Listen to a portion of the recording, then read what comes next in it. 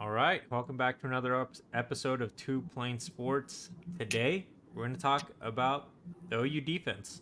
What we think it'll look like. We'll talk about our projected starters. Got to can try to add a little graphic in. We're upgrading here at Two Plain Sports. Before we get to all that, make sure to like, comment, subscribe, turn on the notification bell, share the video, share the channel, help us grow a little bit more. We're inching closer and closer to our next goal, which is 6,500. So we're not too far away. We can do it. Um, and make sure that to follow us on social media, Twitter, Instagram, link below, podcast, Apple Music, or Apple Podcasts, and Spotify, all linked below as well. All right, let's get into it. So a lot has happened since Brent Venables entered the scene here at Oklahoma, going from what at one point was the worst, or at least bottom of the poll there when it comes to defense at Oklahoma, is now not the best, but you can definitely see improvements. Let's just start with what we expect next season, and then we'll go into starters here shortly. Brandon? I think the defense is going to take a leap from last year. I think last year they were good, not great. They led the conference in tackles for loss, which is always a fun stat to lead. They've got to be up there in turnovers. I think Billy Bowman had 5 picks by himself. He returned 3 of those for touchdowns. Um, they showed a lot of really good things. A lot of fourth down stops. A goal line stand against Texas comes to mind. Was a pretty cool moment there for that defense. It drastically improved, but still moments where it wasn't where it needed to be. There's games that against teams that aren't very good that you're in it and they let it up. The Kansas game, the Oklahoma State game, the BYU game. There's games where some inferior opponents kind of had their way with us. And then granted, like with Oak State, they have probably the best running back in college football. I feel like they did a pretty good job containing him. But yeah, it's just every now and again they looked a little bit out of sync, beat. The Kansas game they lost. They had Kansas to a fourth down where if you get that stop, the game's over. Kanai Walker gets toasted. And that maybe is not all the way on the defense. I think in that situation we did have a timeout. I think Coach Venables is probably kicking himself for not taking that timeout there and readjusting, getting everybody together. But it's just those kind of things, those plays, those situations where the Oklahoma defense does stuff like that, where it just brings back bad memories. And those are the stuff that you have to eradicate. And I think we're going to start making that jump to get rid of some of those errors. I agree. And you did see, I think in year one, you did see improvements, but it was so late in the season that statistically it wasn't going to make any real difference in where they landed as a team and defense. But year two, they did make a big leap, uh, especially when it comes to the stat sheet, leading the Big 12 in tackles for loss. And they were top 5 in the country in turnovers, enforcing turnovers. I think it was specifically picks. Uh, so the defense is definitely improving. Like you said, it's inconsistency. I think you said it in a slightly different way. They just weren't picking their spots or making big mistakes in critical times, and it became really inconsistent. The defensive backs, there were times like beginning of the Texas game. It didn't really look like at any point Quinn Ewers was going to get comfortable throwing against the defensive backs, but then as the game went on, and I mean, you expect this. It's part of sports. It's part of football. They're gonna get theirs, but then he got into a real rhythm, and they went. They scored. They made the game close because realistically, Oklahoma for most of that game, up until late in the second half, really, they were dominating, and then they couldn't. Oh, you couldn't score the ball. That's an offensive problem, which we'll talk about in a different video. But the defense also couldn't get any more stops like they were early in the game. You mentioned it, the Kanai Walker fourth down in versus Kansas, and I think the defensive line really they showed up when they needed to. For example, I think against Texas they did a pretty good job against Jonathan Brooks, and against Oklahoma State they did a decent job. It's Ollie Gordon, who's arguably the best running back in college football, and I think at the end there was at least the hottest running back in college football at the end of the season. So they do a decent job against the two they need to or you would expect would beat them up a little bit, but when it's someone that you don't look at the week and you're like, okay, their running backs could beat us, they usually ended up having some pretty good games against Oklahoma, which it's a little, maybe that's preparedness. I don't know if they just didn't take the opponent um, as seriously as they should have. We'll never know exactly what went on there if the game plan was different. But with the defensive improvements, I think Oklahoma's got a really good shot at being at least a top 30 defense, maybe even better. I just don't want to get my hopes up too high and say like top 10 and then fall super short, be like number 20, which is still really good. But, if you expect top 10 and you fall to 20, I think you can't. It's not what you want, but top 20 is still one of the best in the country and could put you in a position to win or at least compete for a national championship. If we can finish top 30 on defense with the offense that we're projecting and with what we think this offense can be, I mean, that's a really good football team. And a year ago, that fourth down play in Lawrence, if you let's just say Oklahoma State wins, and they did, and that was there's a questionable call made in the end zone there that really cost Oklahoma that game, but that fourth down play in Lawrence, you could argue is the difference in OU being a playoff team last year. I think if you get that stop, you win that game, and then you only have one loss on the season, you're playing for a Big 12 title against a team you've already beaten. You win that game, you're definitely in. It's stuff like that. It hurts. That game sucked a lot. It was terrible being there. It's cold weather. It was shit. It's just bringing back bad memories, but stuff like that. And another, I guess, knock on the defense. It sounds like I'm just shitting on the defense the whole time, but I feel like the first 6 weeks of the season, they were really pretty solid. Against SMU, the offense wasn't really doing much.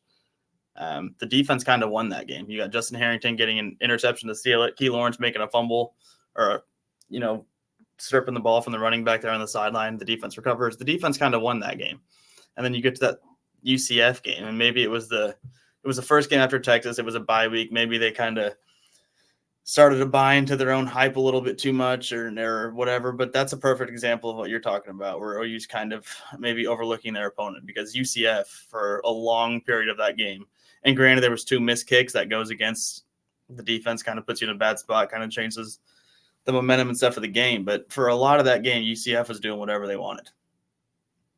Yeah, it was it was strange. Like they would start off super hot and something would happen either sometime in the game, and like you mentioned that UCF game was a lot closer and kind of the first time all season where people, I think OU fans and especially people that don't like OU or just are watching college football, thinking Oklahoma's not as good as they seem to be after the Texas game, because I mean both teams were hot. Texas had beat Alabama, Oklahoma beat Texas. Like there was only good things coming up for really Oklahoma and Texas, because it looked like they were going to get a rematch in the Big 12 championship, and it was going to be okay, who's the most ready, who's going to go compete for a championship, and really who's the most ready to be in the SEC. I think Texas is getting all this hype again because they did end up winning a Big 12 championship in their last year. They did go to the college football playoffs, so now they're more so in the forefront of people's minds because it's all happened so recently. Who knows what'll happen next year with them, with what's going on in Austin. But we're here to talk about Oklahoma's defense. A lot of things have changed since last football season, adding a lot of players. You lost some players to graduation, to the transfer portal. So let's look at what Brandon brainstormed here for the starting lineup. And we'll talk about it. We'll go through. I'll share my opinions on it as well. I think he got it pretty spot on, though. So let me get this pulled up. Real quick, while you're doing that, I've been shitting on the defense for 10 minutes, it feels like. I did give them credit for winning the SMU game. Going back to that BYU game, they won that game as well. Billy Bowen making that pick 6 on the goal line there completely changed that game in our favor. So shout out the defense for, I mean, they were a lot better than we've seen in the past. They definitely were. 100%. Well, let's look at the starting lineup here, starting with the defensive line. Brandon, you want to walk us through? This is your projection here. Yeah, so this is my projected starting defense. I think it's a pretty solid unit. You start with Trace Ford on the end, a guy that was pretty solid last season, 4.5 sacks. You get a huge transfer win in Dominic Williams, a guy that was a powerhouse at TCU. You expect him to do the same thing here. I think we're all very much excited to have him there. He's going to look better in the Crimson and Cream than that purple crap. Dejon Terry, I think he was pretty solid defensive tackle last season for Oklahoma. But the thing about these DTs is it's hard to pick the starting lineup here. I think Dominic Williams is the guy. I think Dejon Terry's the guy. But there's a lot of guys behind them that are really, really good too, that are going to rotate in. So this projected lineup could change 1,000 times during the season. I think Trace Ford here as my other defensive end starter. I do think this is the weakest position on the Oklahoma defense. You look at Trace Ford last year; he seemed pretty productive. He seemed like he was there. On the box score, he totaled 7 tackles and 1 interception for the season. He seemed like he was more productive than that, but those are the numbers. However, I do still think he starts. I think he probably takes a big jump from where he was a year ago. Excited to see that. Or Ethan? Sorry, Trace. You said Trace. Okay. Oh, sorry. Yeah, Trace. Yeah, his numbers don't jump off the page at you, but I think he's going to make a jump. But he's got a guy in PJ behind him, or I think PJ's behind him. I think you disagree there, but that's the guy's going to be pushing too. Linebackers, Kanik, he's going to be, I think, on the shortest leash of the season. He was kind of up and down last season. He showed flashes. He showed that he could be the guy, and then he was also inconsistent. He was benched sometimes, and then there's some really hungry young linebackers behind him that are really, really good. And Kip and Kobe. Stutz is Stutz. He's going to do Danny Stutzman things. I think we all have a lot of confidence there. Kendall Dolby at Cheetah. I think he came on really, really strong last season with the Samuel McCullough backing him up. Pretty damn good 2 guys there in that Cheetah spot. And then I think the strongest area on the entire defense is that secondary. You got Gentry Williams, if he can stay healthy, is one of the best corners in all of college football. So I think the same could be said about Billy Bowman out there at safety. Peyton Bowen's a guy that I expect to take a huge jump. He was great as a freshman. And then Woody Washington, I'm just locking it down he seems like he's always there. I think it's a sound defense that can make some noise, but this is what I have as my starting 11. Yep. I'll go ahead and just run through what I think. I guess the small changes. I think Peyton Bowen backs up Billy Bowman. They play similar position when it comes to safety. Neither of them are really coming down to run support. I think it's gonna be Billy Bowman and Robert Spears Jennings as the starting safeties, with Bowen probably getting a lot of opportunities when it comes to rotating. And I think there's even a possibility we see him at Cheetah, because he did get those runs there last year. And if anything, before Kendall really started to flash, Peyton was looking really good as that Cheetah, the guy at the Cheetah position when it was a time where they need to play more pass coverage. On the outside, I agree. Outside of the defensive backs, I agree. Gentry and Woody, to reiterate what you said, Gentry, if he can play a full 12 games in the regular season, I think he can prove he's one of the best defensive backs and corners in the country. And Woody is Mr. Consistent. He is the defense's version of Drake Stoops was for Oklahoma. There's, he might not be the flashiest player, but he'll get stops. He makes it hard on the opposing wide receiver, even if they're bigger, because he isn't the biggest corner. He does make it tough on bigger wide receivers. So there I agree. Linebackers, Danny Stutzman is Danny, like you said. Yeah. I think Jaron Kanik is probably not going to start because of how well Kip did towards the end there. Played well with Danny. But Jaron will probably get a lot of rotation. He is extremely athletic. But I do think, like you said, there's a chance that if he made a big jump like Danny did from year 2 to year 3, there's 2 really solid linebackers right there. Cheetah, I would put Desan McCullough as a starter with Kendall as your backup. So it's just a flip-flop there, but there's really no wrong at that position, because as you mentioned, those are 2 really solid players where it might be more so of a matchup decision on if it's going to be a team that runs the ball a little bit more versus passes the ball more, and how they want to play that position. Defensive line, the 2 guys on the interior, I agree. Dominic and DJ will be the starters at defensive tackle. The backups could be Grayson Halton and David Zone or Jaden Jackson. There's just plenty of options there. The outside is questionable, but it's not because they were bad. I think they just didn't get to the quarterback as much as we would all like them to see. Like Trace Ford had opportunities, um, but he would get chip blocked or the quarterback would get rid of it right on time. They were rushing the passer. Ethan Downs um, is good. Not a great pass rusher, but he can definitely do good in the run game. I think what we'll see as starters will be Ethan and PJ on the outside with Trace, R. Mason, and the transfer in Caden Woolard all coming in to help rotate. If anything, I see it being like on third down, we're going to see a lot of PJ, a lot of Caden, and a lot of R. Mason Thomas. A mix of those three on the outside with Trace coming in sometimes. Hopefully he can stay healthy. If anything, that'd be a really good four of pass rushers. Ethan Downs just hasn't showed that ability to get to the passer as much as the other four have so far. Yeah, I mean, I think we have almost the same defense. I would not mind at all if Kip Lewis started at that linebacker spot next to Danny. I think he showed a lot last season, and there was times where he was definitely better than Jaron Kanek. Wouldn't surprise me if he ended up getting that nod. I think they'll stick with Kanek to start at least. We'll see how that goes. What else do you have different? PJ on the edge. That's another thing I wouldn't mind seeing. He's a guy that we're all super excited about. Huge 5-star kid coming in. Highly touted. We've raved at him for a while. Would not mind at all seeing him in that spot starting. On the opposite side, Ethan Downs. That's fine by me. Kendall Dolby and Deshaun McCullough. I see what you're saying, and I think you might be onto something there. I mean, it's going to be more of a down and distance type situation or a game plan situation, kind of like you're talking about. I mean, if it's 3rd and 9, it's going to be Kendall Dolby out there. If it's 3rd and 1, it's going to be Deshaun McCullough. It's going to be a lot of rotating there at that cheetah spot, depending on the flow of the game and how things are going. Yeah, and I think really the guy that will get the most attention here is going to be Peyton Bowen.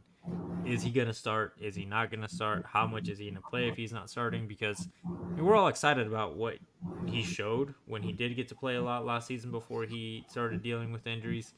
We were excited before he even touched the field. Like the guy can make plays, but how much opportunity is he going to get? I think there's a good chance that he splits it pretty evenly with Billy and the whoever the other safety is. If it's not him starting with Billy, again, I think it's Robert Spears Jennings, just because he's more of a downhill safety who's going to come in, run support, hit extremely hard. Maybe in the spring game. I guess that was Boganowski, but kind of that kind of hit. Like he's gonna make the other get the opponent know like he's there. Don't come to my side of the field or it's gonna hurt, kind of thing. At the end of the day, though, the leaders of the pack here and who is important to how this defense performs are going to be Billy and Danny. If those guys can improve on what they did last year, and Billy being snubbed from the Thorpe Award last year, I think that the best safety or defensive back award, I can't remember what it was, and really Danny not even really seems like seriously considered for the Buckus Award this year. It's their opportunities, their last opportunity really to get those awards, kind of cement their trophy case at the college level, hopefully get a national championship. That would be awesome, and then That'd be move on fantastic. to the NFL. Yeah, but on the Billy Bowman RSJ thing, whoever starts there, it's going to be one of those two guys. If it's RSJ, if it's Peyton Bowen, it doesn't matter. I mean, Peyton Bowen showed it early and often last year. He was kind of making flashes throughout the entire season, whether it's a block punt or if it's a 4th down sack against Central Florida, or him forcing a fumble against Quinn Ewers. Like he was making plays all the time. He's going to be, if it's RSJ, it's going to be Peyton Bowen subbing in constantly.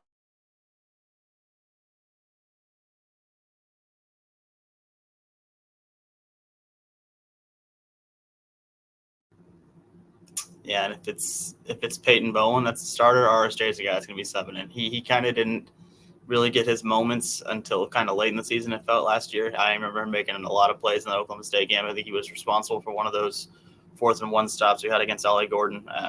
He's a guy that's going to rotate a lot too. I think they've earned it. It's a really, really, really good problem to have for Oklahoma, to have this many guys that are really good at playing safety. You can only start 2 of them, unfortunately, but they're going to get their fair share of playing time all around. Agreed. All right. Last thing I want to bring up is, who do you think would be the dark horse on this defensive side of the ball? And it doesn't have to be a starter, but a guy that's going to flash and probably earn more playing time than expected come mid-season. While you think about it, I'm going to say Grayson Halton. He's been with Brent Venables and this staff from day one. I believe he was one of their first guys to make a commitment to them once they got the job. He's improved every year. He got some playing time last year. There's been a lot of reports on him really showing out this spring. He continues to improve, and knock on wood, there's nothing that happens injury wise during the rest of the off season. I think he's got a really good chance to potentially take a starting spot from one of those guys. I like it. I mean, I can see it. I think Grayson Halton's got a lot of upside. I think the popular answer is David Stone, but I'm going to go with maybe his counterpart, Jaden Jackson. He's a guy that's getting a lot of attention. He made some plays in that spring game, blew up some plays in the backfield. And another guy in Des Malone. Kanai Walker was a little bit inconsistent last year in that role. He played kind of as a nickel or rotational corner. I think that spot is very much up for grabs. I think, the perimeter is definitely locked down with Gentry and Woody Washington. But a guy like Des Malone, a guy who's very much experienced, starter at San Diego State. I think he's a guy that's going to flash and kind of maybe have some plays and have a lot of opportunities there, maybe in place of Kai Walker. Yeah, and to talk on Des, I think there's a good chance he even starts some games. And we would hope Gentry can stay healthy, but given how it happened last year and in the year before, he was having injury issues off the field and still recovering from the knee surgery he had his senior year of high school. There's probably a chance we see him starting a few games, and if Gentry can't get fully healthy, he might even be more of the starter in Gentry as a rotational guy if they continue to deal with his injuries. Another guy we didn't even mention, but we raved about it after the spring game, Devon Sears. Yeah. Those freshmen are going to have a tough time touching the field at the defensive tackle position. I mean, we're all excited about David Stone, Jaden Jackson, Nigel Smith, but you've got Grayson Halton, the guy that's been in college and improving every year. Devon Sears. Who was the other defensive tackle we mentioned earlier? John Terry. No, not John Terry. He's not starting. You've got plenty of guys at the defensive tackle spot. Regardless if I remember their name or not, I know there's talent there.